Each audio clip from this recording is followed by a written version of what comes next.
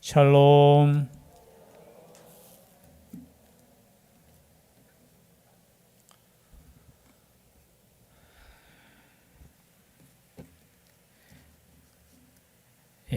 감사드립니다.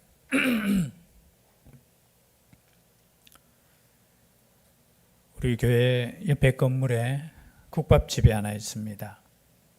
그 국밥집 이름이 뭐죠? 모릅니까? 미양국밥집입니다. 이름이 뭐라고요? 맛있습니다. 제가 어제 교사회 마치고 또 아들이 국밥 먹고 싶다 해서 그러면 옆에 가자 하면서 갔는데 참 맛있더라고요. 근데 제가 말씀드리는 이유가 뭐냐면은 이분 아시죠? 아시는 분들은 아시죠? 목사님 이발을 했는데 너무 이렇게 젊어 보인다고 칭찬도 하고 또 국밥이 얼마나 맛있는지 그러면서 이제 국밥에 대해서 설명을 이렇게 하더라고요. 제가 주일날에는 문을 안 여시는 것 같더라고요. 우리 성도님들이 가니까 문이 항상 닫혀 있던데 하니까 목사님 주일은 너무 피곤해서 하루는 쉬기로 했습니다 하면서 쉰다고 하면서 이 국을 끓이기 위해서 새벽 4시까지 끓인대요.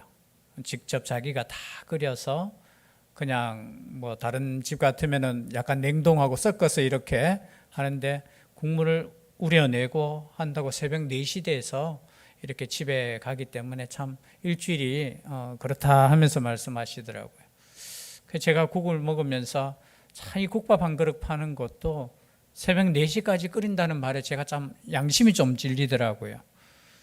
그래서 이 말씀 준비하는 것도 새벽까지 푹 끓여가지고 구수하게 건강에 또 얼마나 많이 주는지 순대를 얼마나 이렇게 얹어줘가지고 막 넘치게 이렇게 또 주시더라고요. 그래서 너무 잘 먹고 그러면서 우리도 하나님의 말씀을 이렇게 푹 꼬아서 먹어야 될 텐데 그냥 생각하면서 제가 전도 차원에서 말씀드립니다. 국밥집 애용해 주세요. 그리고 주일날 쉰다고 하니까 전도하면은 그죠? 주일날 일하면 또 그 핑계는 우리가 참 무시 못하잖아요. 주일날 일해서 못해요 하면 할 말 없는데 주일날 집에서 푹 쉰대요. 그래서 교회 와서도 쉴 수 있도록 위에서 기도해 주시고 또 우리가 말씀을 먹을 때 이처럼 먹었으면 좋겠다는 생각이 들어요. 맛있게 준비하고 맛있게 먹는 교회가 될 수 있기를 주의 이름으로 축복합니다. 푹 끓이지는 않았지만 또 오늘 말씀 출애굽기 34장 오늘 말씀을 통해서 이제 출애굽기는 끝을 내려고 합니다. 뒤에는 계속해서 하나님께서 말씀하신 대로 이제 성막을 만드는 장면이 나와요. 그래서 그 내용들은 앞에서 살펴보았기 때문에 오늘 말씀으로 이제 출애굽기를 마치고자 합니다. 마치면서 주시는 말씀이 오늘 말씀이에요. 여러분 하나님의 말씀을 듣고자 지난주 약간 복습하면요. 말씀을 듣고자 누가 하나님의 산에 올라갔습니까? 모세가 며칠 동안요? 40일 동안. 밥을 먹었습니까? 먹지 않았습니까? 밥 먹을 수 없었어요. 하나님의 말씀을 받기 위해서 40일 동안 굶으면서 그렇죠? 어떻게 그럴 수 있느냐? 물도 마시지 않았다고 하는데 사람이 40일 동안 살 수 있습니까? 라고 따지기 전에 그만큼 하나님의 말씀을 받기 위해서 세상의 양식까지 끊으면서 말씀을 받았습니다. 그리고 그 내용 중에 하나만 제가 말씀드렸죠. 14절에 보니까 너는 다른 신에게 절하지 말라. 제 1계명이죠. 만들지 말고 절하지 말라. 왜냐고 말씀드렸습니다. 왜 하나님 왜 다른 신에게 절하지 말라고 했죠? 우리 하나님은 어떤 하나님? 질투의 하나님. 저는 이 질투라는 단어가 다른 단어로 쓰일 수 있다고 봅니다. 사랑의 하나님이셔요. 여러분 사랑하면 나만을 사랑하는 것을 원하시잖아요. 안 그래요? 안 그러면 그거 사랑 아니에요. 맞잖아요. 내가 진짜 사랑하면 이 말씀은 다른 말로 표현하면 하나님께서 우리를 그렇게 사랑하시겠다는 거예요. 나도 너희들보다 다른데 내가 두지 않겠다. 너희들만을 사랑하겠다. 너도 그럴 수 있냐 이 말이에요. 이게 얼마나 영광스럽고 사랑의 표현인지 모르겠어요. 우리가 또 이 말씀 읽으면 세상적으로는 아이고 우리 하나님은 욕심 많은 하나님이야, 자기 외에는 믿지 말라고 하는 거야, 그럴 수 있잖아요. 세상에 믿을 게 얼마나 많은데 그거 믿으면 좋겠지. 여러분 다 가짜예요. 진짜 사랑하면은 어떻게 해요? 나만을 사랑해 달라는 거예요. 그리고 그 눈 돌아가면 화가 나요, 질투가 나요. 그래서 우리 하나님은 어떤 하나님이시다? 질투의 하나님. 우리가 하는 질투 아니에요. 우리 하나님은 나의 사랑을 그만큼 소중하게 생각하시는 하나님. 여러분 우리가 예배 드릴 때 우리의 예배, 여러분 이 시간에도 수많은 사람들이 수많은 교회에서 하나님을 예배하고 있음에도 불구하고 우리 하나님은 우리의 예배를 가장 소중하게 생각할 줄 믿습니다. 여러분 그 마음 가지고 예배 드리셔야 돼요. 아이고 내 찬양 안 해도 남들 찬양하는데요, 내가 주님을 예배하지 않아도 다른 사람들 많이 하는 사람이 있는데요. 아니에요. 우리 하나님은 나의 예배와 나의 찬양과 나의 기도를 듣고 싶어 하시는 하나님이시라는 거예요. 그래서 질투하신 하나님, 이 말이 사랑의 하나님으로 들려질 수 있기를 바랍니다. 들려지기를 바라요. 그리고 이제 17절에 보니까 이제 십계명에 대한 요약이에요. 17절 다 같이 읽겠습니다. 시작. 너는 신상들을 부어 만들지 말지니라. 쓸데없는 행동하지 말라는 거예요. 이것이 하나님이다. 우리는 그런 유혹에 빠질 수 있어요. 눈에 확실하게 보이고 이것이 나의 신앙에 뭔가 보이는 것. 그러나 우리 하나님은 어떤 하나님이시냐? 보이지 않은 하나님이시오. 영이신 하나님이시오. 어디에 계시는 하나님이셔요. 그래서 신상들을 부어 만들지 말라는 거예요. 엉뚱한 것을 하나님으로 섬기지 말라는 거예요. 그리고 이제 18절도 함께 읽겠습니다. 시작. 너는 무교절을 지키되 내가 내게 명령한 대로 아비벌 그 절기에 이래 동안 무교병을 먹으라. 이는 네가 아비벌에 애굽에서 나왔음이니라. 이제 절기를 지키라는 거예요. 그러면 하나님께서 왜 이스라엘 백성을 출애굽시켰을까요? 여러분 애굽 땅에서 먹고 살만해요. 물론 노동을 하고 그저 핍박을 받았지만 고기도 먹을 수 있었고요, 부추도 먹을 수 있었고. 그런데 왜 출애굽시켜서 지금 어디에 지금 도착했습니까? 광야길을 걷게 하셔요. 여러분 애굽이 편할까요? 광야길이 편할까요? 저는 모르겠습니다 라고 말할 수 있지만 사실은 광야길이 힘들어요. 먹을 거 없어요. 하늘에서 만약에 만나를 내려주지 않으면 내일이라도 굶을 수밖에 없는 그 땅이에요. 그런 땅을 걷게 하시면서 하나님께서는 말씀을 주시는 거예요. 너는 나만 섬기라는 거예요. 나만 바라보라는 거예요. 그리고 절기를 지키라는 거예요. 여러분 절기를 지키라는 이유가 여기 보면은 무교절이 나옵니다. 또 뒤에 21절에 보면은 엿새 동안 일하고 일곱째 날에 쉴지니, 이 날은 무슨 날이에요? 안식일을 지키라는 거예요. 그리고 22절에 뭘 지키라? 77절 곧 맥추의 초실절을 지키고 새말에는 수장절을 지키라 하는 거예요. 3대 절기가 나옵니다. 왜 절기를 지키라느냐? 하나님께서 베풀어 주신 그 은혜를 기억하라는 거예요. 먼저 무교절과 유월절은 뭡니까? 네가 어떻게 구원받았는가를 생각하라는 겁니다. 여러분 우리는 다 죽을 수밖에 없었어요. 자, 영적인 이스라엘로 표현하면은 이스라엘 사람들은 장자가 죽을 때 다 죽어야 돼요, 원래. 그러나 이스라엘 사람들은 어떻게 해요? 하나님께서 구원해 주셨어요. 이거는 영적인 표현이에요. 뭐냐면은 우리는 원래 죄로 말미암아 죽을 수밖에 없어요. 이 죄로 말미암아 죽을 수밖에 없는 우리를 어떻게 구원해 내셨는가를 기억하라는 거예요. 그래서 우리의 예배가 구원에 감사할 수 있는 예배가 될 수 있기를 바랍니다. 다른 거에 아니에요. 하나님께서 우리를 구원하신 것. 그리고 또 77절이죠. 맥추의 초실절을 지키고, 그리고 우리가 이 땅에서 열심히 일해서, 당시는 아니죠, 이제 가나안 땅에 들어가서 농사를 짓고 난 이후에 그 농사를 지을 때, 첫 열매를 거둘 때 어떻게 하라고요? 감사하라는 거예요. 감사하십니까? 여러분 우리가 일할 수 있는 것에 감사할 수 있기를 바랍니다. 일할 수 있다는 건 건강을 주신 것이고 일터가 있다라는 것이고, 물론 우리의 기준에 의해서 뭐 돈을 많이 받는 직장도 있을 수 있고, 그죠? 또 힘든 일을 하는 분도 계시고 여러 가지 형편들이 다 다르겠지만 하나님께서 열매를 거두게 하심에 감사할 수 있기를 바랍니다. 그래서 첫 열매를 하나님께 드리는 거예요. 하나님 아버지께서 모든 것을 은혜로 주셨다는 것을 고백하는 절기를 지키라는 거예요.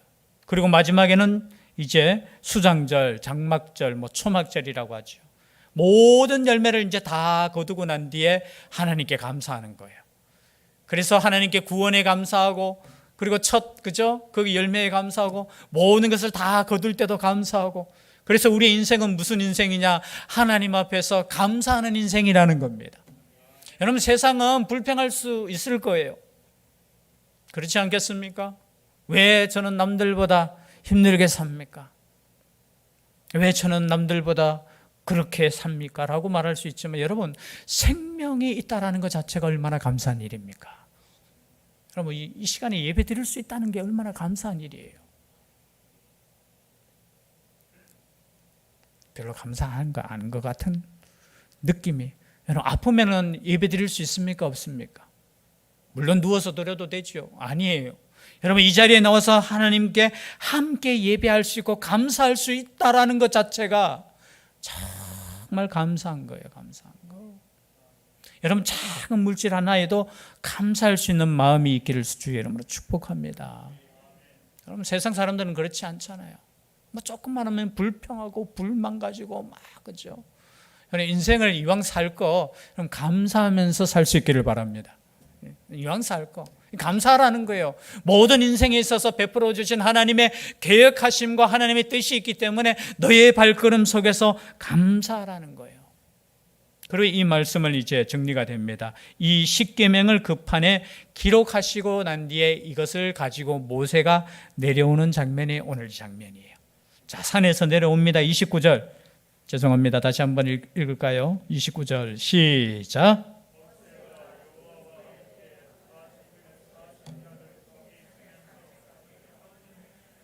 죄송합니다. 29절입니다. 모세가 그 증거의 두 판을 모세의 손에 들고 시내산에서 내려오니 그 산에서 내려올 때에 모세는 자기가 여호와와 말하였으므로 말미암아 얼굴 피부에 광채가 나나 깨닫지 못하였더라. 여러분 지금 모세가 하나님의 말씀을 들고 그리고 계명의 두 돌판을 손에 들고 여러분 이것이 쉽다고 했습니까? 어렵다고 했습니까? 등산해 보셨습니까? 돌 들고 올라가는 거 쉬워요? 어려워요? 어려워요. 들고 올라갈 때도 어렵지만 이것을 들고 내려올 때 어려워요. 근데 하나님의 말씀을 들고 내려올 때 모세의 얼굴에 뭐가 있다고요? 광채가 됩니다. 여러분 하나님의 말씀을 듣는 사람은 얼굴에 광채가 있을 줄 믿습니다. 제 얼굴이 시커멓다고 자꾸 뭐라 하는 사람이 있어가지고 광채가 났으면 좋겠어요. 근데 가만히 생각해 보니까 40일 동안 하나님의 빛에 그죠? 말씀을 받고 기도하고 내려오는 그 얼굴이 환하지 않겠습니까? 그래서 여러분 환하게 하려고 피부에 바르지 마시고 하나님의 말씀의 자리로 가십시오. 어떤 목사님 그렇게 설교하더라고요. 얼굴에 떡칠하지 말고 하나님의 말씀을 받으면 얼굴이 환해진대요. 제가 자신 있게 이야기를 못하면 제 얼굴이 시커멓기 때문에. 근데 여러분 햇빛을 좀 받아야지 비타민 뭐가 생겨요? D가 생겨요. 하나님께서 그래서 얼굴 피부 색깔에 너무 집착하지 마세요. 하나님께서는 검게도 만드실 수 있고 희게도 만드실 수 있고 우리 하나님께서는 저같이 이렇게도 만드실 수 있고 피부 색깔 그거 가지고 여러분 생각하지 마시고 하나님의 말씀을 받으니까 어떻게 해요? 얼굴 피부에 광채가 나나 깨닫지 못하였더라. 자기 얼굴에 광채가 나는데 거울을 못 보니까. 그래서 여러분 너무 거울 보지 마세요. 자꾸 거울 보면 뭐가 보인다고요? 제 얼굴에 뭐가 보여요? 성도끼리도 서로 너무 자세히 보지 말라고 했습니다. 그럼 점이 몇 개니 뭐가 있니? 좀 여담이지만 여러분, 이 말씀을 듣고 하나님 아버지 앞에서 내려올 때 얼굴에 광채가 비쳤다라는 거, 이 말씀이 우리의 삶 가운데도 적용돼야 될 줄 믿습니다.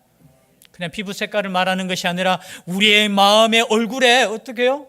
환한 빛이 있을 수 있기를 바랍니다.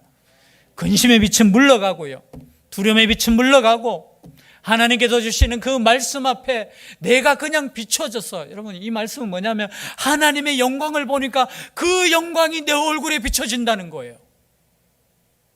하나님의 말씀에 있는 사람은 그 말씀이 내 가운데 비춰져서 내 삶으로 그게 드러난다는 거예요. 그래서 신약시대에 뭡니까? 너희들은 세상에 뭐라고요? 빛이라는 거예요. 여러분, 단순하게 우리가 도덕적으로 잘 살고 깨끗하게 살아서 내가 다른 사람보다 이렇게 높아지는 그런 게 아니에요. 하나님의 성령의 그 말씀을 받고 하나님의 말씀을 볼 때 내 얼굴빛이 달라진다는 거예요. 달라지는 역사가 있기를 바랍니다. 여러분, 예수 믿는 사람의 얼굴이 가장 근심 속에 빠져 있어서는 안 돼요. 항상 저는 빛나는 얼굴, 그죠? 그냥 피부 색깔 아니라고 분명히 이야기했습니다. 빛나는 얼굴, 밝은 얼굴. 주무시는 분들 깨워주시지요. 그 밝은 얼굴. 예, 몇 분이 주무시는 것 같아서. 그래서 얼굴빛만 봐도 저분이 지금 기도하고 있는가, 저분이 말씀 읽고 있는가, 영적으로 보면 다 보일 거예요, 아마. 이 얼굴빛이 환하게 빛나는 우리 대신교회 될 수 있기를 주의 이름으로 축복합니다. 세상 거 바라보면 어두워져요. 물론 세상도 우리가 바라보고 평가도 해야 되고 판단도 해야 되고 또 변화시키기 위해서는 알아야 되지만, 여러분, 하나님의 말씀 속에 그냥 우리 모세와 같이 산에 올라가서 40일 동안 그것만 바라볼 수는 없겠지만, 여러분은 순간순간 하나님의 말씀을 통해서 우리의 얼굴빛이 변한다는, 우리의 삶이 변한다는 겁니다. 그런데 얼마나 그 얼굴빛이 환했으면 30절 보니까 아론과 온 이스라엘 자손이 모세를 볼 때에 모세의 얼굴 피부에 광채가 남을 보고 그에게 가까이 하기를 두려워하더니, 여러분, 말씀의 권능을 받고 내려오니까 사람들이 보니까 가까이 할 수 없을 정도로 얼굴에 빛이 났어요. 이건 영적인 권위도 의미하겠지만, 여러분, 말씀을 가진 사람, 그런데 반대로 따져보면 이것을 신약 성경에, 제가 조금 뒤에 말씀드린 신약 성경에는 다르게 해석해요. 근데 광채가 나니까 사람들이 두려워할 수밖에 없잖아요. 왜냐? 당시에는 하나님의 그 빛을 바라보면 사람들은 죽는다고 생각했습니다. 왜냐하면 죄인된 인간이 죄 없는 하나님을 바라볼 때 어떻게 해요? 어떻게 된다고? 죽는다고요. 그러니까 모세가 얼굴에 광채가 나니까 사람들이 두려워하는 거예요. 두려워하는 건 딴 거 아닙니다. 죄송한데 자신 속에는 죄가 있기 때문에 그래요.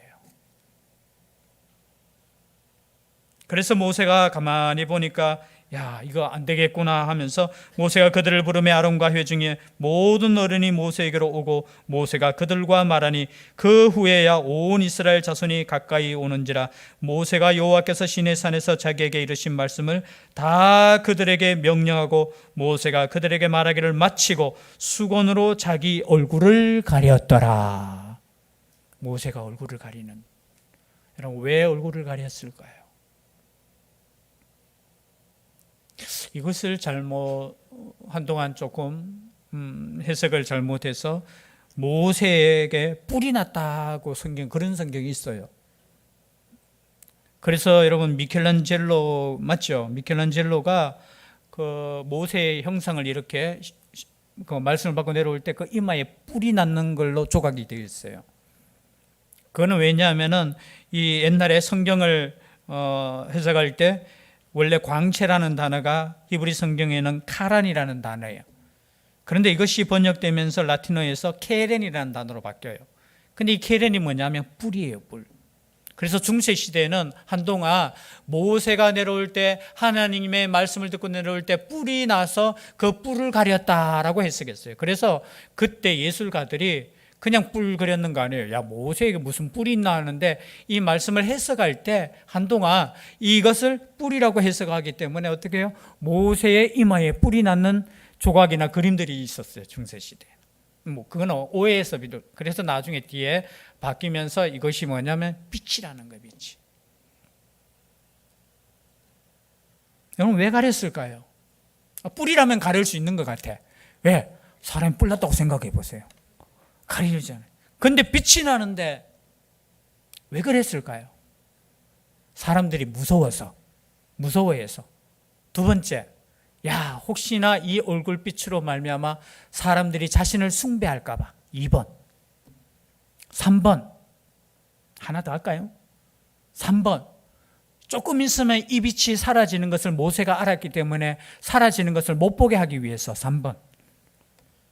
셋 중에. 자, 1번은 뭐라고요? 주야.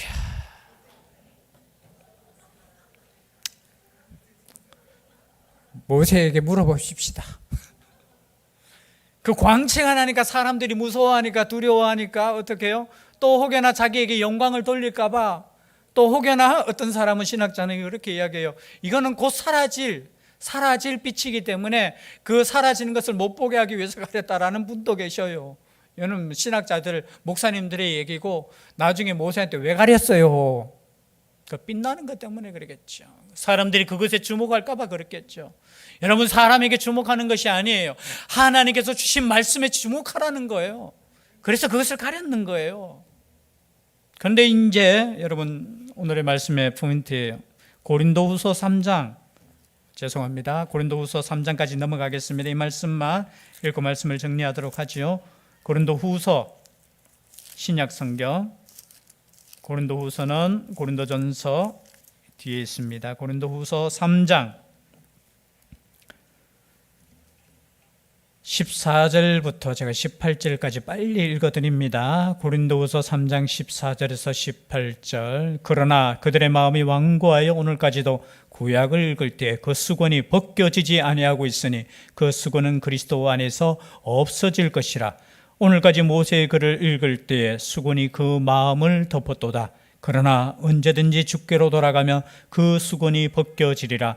주는 영이시니 주의 영이 계신 곳에는 자유가 있느니라. 우리가 다 수건을 벗은 얼굴로 거울을 보는 것 같이 주의 영광을 보매 그와 같은 형상으로 변화하여 영광에서 영광에 이르니 곧 주의 영으로 말미암음이니라. 아멘. 제가 읽었지만 이거 이해하지 못하실 거예요. 그 모세가 얼굴을 지금 가린 거에 대해서 지금 사도 바울을 통해서 하나님께서 말씀하시는 거예요. 여러분, 율법이라는 것은 이스라엘 민족에게 정말로 중요한 것이고 그 율법을 받은 모세가 정말 중요한 인물이잖아요. 그것과 지금 비교하는 거예요. 복음은 그렇지 않다는 거예요. 우리는 복음의 사역자라고 지금 소개하고 있어요, 자신을. 모세가 시내산에서 하나님의 말씀을 들은 그 직분도 영광스러운 직분이지만 우리가 지금 전하는 이 직분, 복음을 전하는 이 직분은 그것과 비교할 수 없다라는 거예요. 아멘이십니까? 율법으로 구원받을 수 없음에도 불구하고 그 율법을 주는 모세에도 얼굴에 광채가 났는데 우리가 지금 가진 이 영광스러움은 그 얼굴에 수건을 쓰지 않아도 된다는 거예요. 여기까지 이해 못했을 거예요. 저도 이해 못하니까 일단은. 그런데 중요한 건 뭐냐면은 그때는 얼굴을 가렸어. 요 위에 말씀이 뭐냐면 그냥 장차 없어질 것을 결국을 주목하지 못하게 하려고 13절이거든. 수건을 그 얼굴에 쓴 것 같이 아니하겠다는 거예요. 즉 말해서 이제 빛도 모세가 계속 빛나는 거 아니었잖아요. 그 잠시 그 빛나는 것도 가렸는데 그 가린 수건이 아직까지 존재한다는 거예요. 너희들 마음속에. 그 수건을 벗어라는 거예요. 여러분, 하나님의 영광을 지금 경험한 모세의 얼굴에 광채가 났잖아요. 그것을 주목하는 것을 막기 위해서 모세가 어떻게 해요? 이걸 가렸잖아요. 그러나 복음은 그렇지 않다는 거예요. 복음은 예수 그리스도를 통하여 하나님을 바라본다는 거예요. 이해하셨습니까? 율법은 하나님을 바라보지 못하게 하는 거야. 그 영광된 빛에 바라보지 못하고 그냥 가려졌어요. 그런데 복음은 그렇지 않은 거예요. 하나님의 영광을 우리가 똑바로 바라보고, 제일 마지막 절이죠, 그의 형상을 따라 우리도 영광스럽게 된다는 거예요. 그래서 율법이 쓴 그 수건을 벗어버리라는 거예요. 복음은 이러하다는 거예요. 하나님의 영광을 바라볼 수 있다는 겁니다. 율법은 바라보지 못해요. 그 빛이 너무 밝았어. 그러나 지금 사도 바울이 전하는 이 복음은 예수 그리스도의 그 형상으로 말미암아서 직접 하나님의 영광을 바라보는 거예요. 여러분, 우리가 예수님을 바라본다는 것은 하나님의 형상, 하나님의 영광을 바라본다는 거예요. 그래서 바라볼 수 있는 눈이 우리에게 있다라는 것을 지금 말하는 겁니다. 그래서 우리가 율법을 가지고 율법대로 사는 인생보다 하나님의 복음을 가지고 성령으로 사는 인생이 더 값지다는 것을 지금 말씀하는 거예요. 수건이 벗어질 수 있기를 바랍니다. 아직까지 수건 가지고 그거 가지고 모세에 나타난 그 빛 바라보고 사람 바라보고 그렇게 하지 말라는 거예요. 우리의 눈으로 직접 복음을 통해서 예수 그리스도를 통해서 하나님을 바라볼 수 있다라는 거예요. 그 빛난 복음의 사역자로 지금 새 언약의 일꾼으로 사도 바울과 우리가 여러분 부름을 받았다는 겁니다. 제가 이렇게 보니까 한 30% 정도만 이해 다 하셨는 것 같은데 우리가 가진 복음이 그만큼 귀하다는 거예요. 모세도 그렇게 빛난 얼굴로 가지고 왔는데 여러분 우리의 얼굴빛은 어떻겠습니까? 이 영광을 가지고 복음을 전할 수 있는 우리가 될 수 있기를 주의 이름으로 축복합니다. 기도드리겠습니다. 사랑의 하나님, 우리는 새 언약의 일꾼으로 부름을 받았습니다. 이 부름 앞에 세상에 담대히 나아가 예수 그리스도를 마음껏 증거할 수 있는 저희들 되게 하여 주시옵소서. 함께하여 주실 줄 믿사옵고 예수님 이름으로 기도드립니다. 아멘.